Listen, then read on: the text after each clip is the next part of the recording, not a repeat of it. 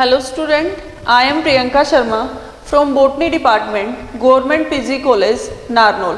Today we will discuss about secondary growth in dicot stem. First, we know that what is the arrangement of dicot stem or what is the anatomy of dicot stem. In previous lecture, we can study about what is dicot stem or anatomy of dicot stem. So first is their outermost layer. This is the epidermis which cover whole part of this cell or this stem cell. This is the outermost layer, and a additional covering present here, we are called it cuticle cell, and there is special modification in this stem or in this cell. These are the trichomes or hair-like structure are present here. Below the epidermis, there is hypodermis is present or the cortex part is present. In hypodermis, these cells are collectively arranged or compactly arranged with the substance pectin, and we are called it collenchyma or hypodermis layer. These cells are two types. First is compactly arranged, second is loosely arranged or air space is, or cellular space is present here. Another type of cell which are loosely bound here is parenchymatous cell. And this is the arrangement of compactly arranged cell, and we are called it endodermis. This part is collectively called cortex part, in which below the epidermis and upper the pericycle cell, all cells are arranged in a systematic position. Then next is pericycle, in which sclerenchyma and parenchymatous cell are arranged in pericycle.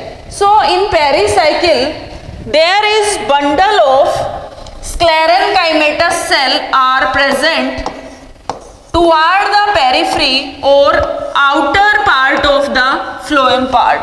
There is spindle shaped or bundle shaped sclerenchymatous cell are present. And this pericycle and the pith part, all the part are included in stellar system, in which all the systematic part are arranged. So these sclerenchymatous cell are present here in the form of bundle, but there are some cell which are loosely bound is called parenchymatous cell. These are parenchymatous cell which are present whole part of this stellar system. These cells are present compactly in glandular form, and we are called it medullary rays.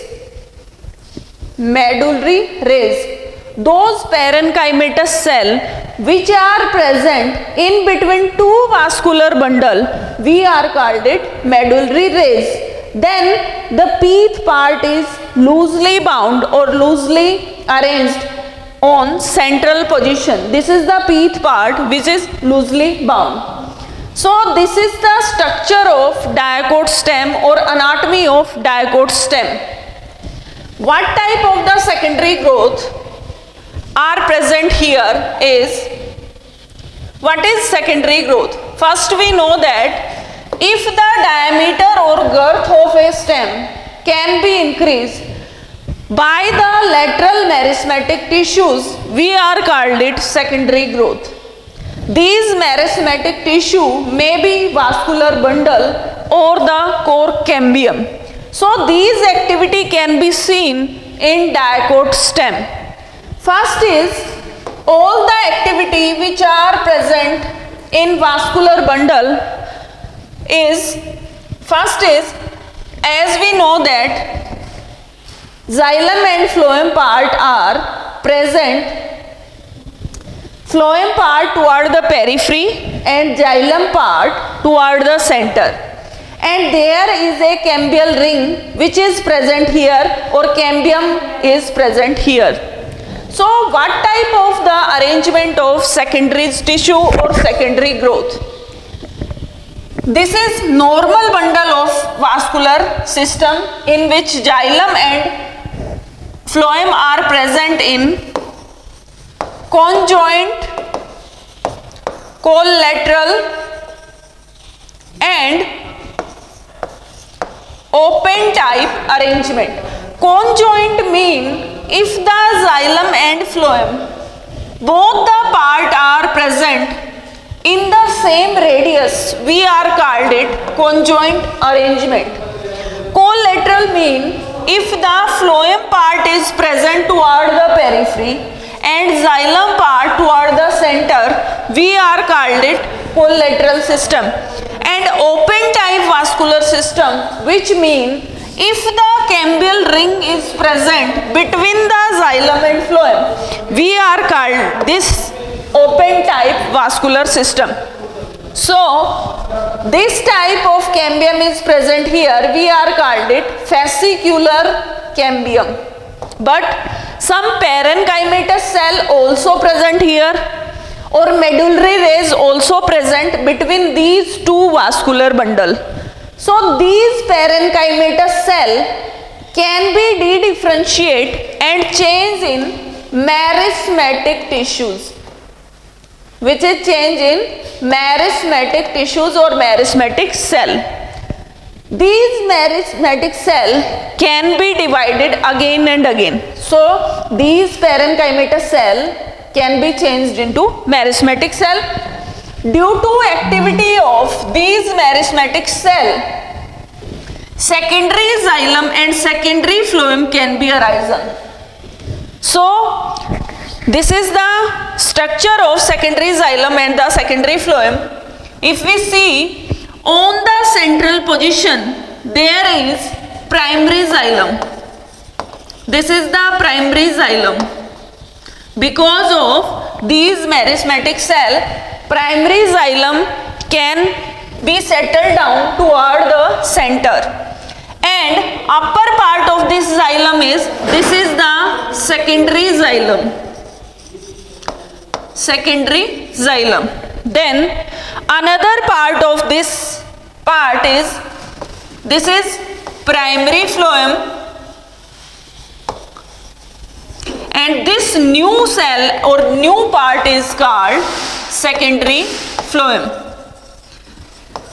Both the activities can be occurred due to these meristematic tissues or meristematic cell.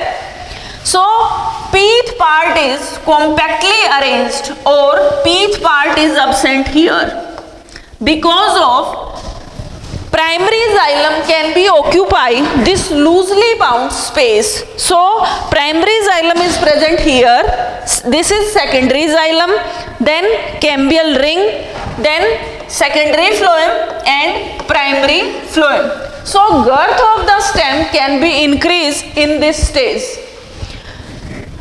Next is, if we can see cortical activity of the cell, this is the stellar system in which vascular cambium activities can be done. But this is the cortex part in which cortical cell activities are done by this parenchymatous cell. We know that these cells are made up of collenchyma and parenchymatous cell. As we know that in vascular bundle there is another activity in which or dedifferentiation can be occur, in which these parenchymatous cell can be changed into meristematic cell. So here these parenchymatous cell activity can be dedifferentiated into meristematic cell. What type of changes is occur here? Some cell are arisen here toward the periphery and some cell activity is seen in beneath this meristematic cell. So those cell which are compact, those are loosely bound, there is a strict hindrance can be created by these new cell. So these cell can be push epidermis or this upper part toward the periphery. जहाँ पे ये activity हुई है पेरेन्काइमेटस cell की और जहाँ पे ये न्यू सेल बनी है, ये एपिडर्मिस को बाहर की तरफ पुल करेंगी, जिसकी वजह से एपिडर्मल लेयर पुल यहाँ से रैप्चर हो जाएगी. And the special type of substance is deposit on the cell wall, that is suberenin. This substance is deposit on the cell wall of these cell. So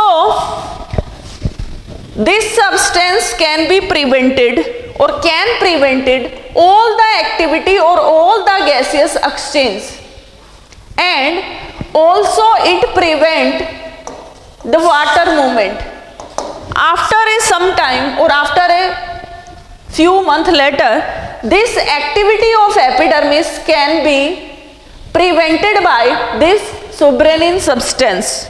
So this cell may be become dead, and this dead cell make a cork.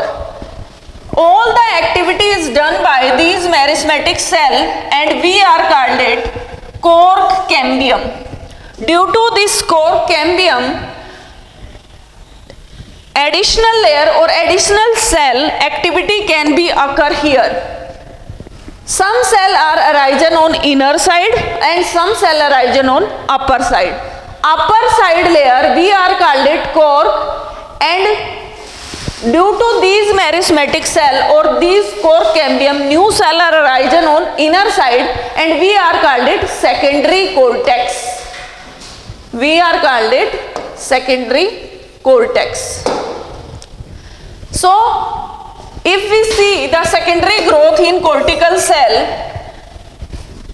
systematic arrangement of cell is epidermis, then cork cambium or the cortex or the secondary cortex, then endodermis, pericycle or the stellar system, in which in this stellar system the secondary vascular bundle, secondary phloem, secondary xylem bundles are present here. Pith cavity also compactly arranged due to this hindrance. जैसे ही इसके अंदर new cell का arisen होगा, ये cell push करेंगी upper layer को बाहर की तरफ, और ये सेल यहाँ से रैप्चर हो जाएगी और न्यू सेल का अराइजन होगा, जिसे हम कहेंगे सेकेंडरी ग्रोथ और anomalous growth in cortical cell. Thanks.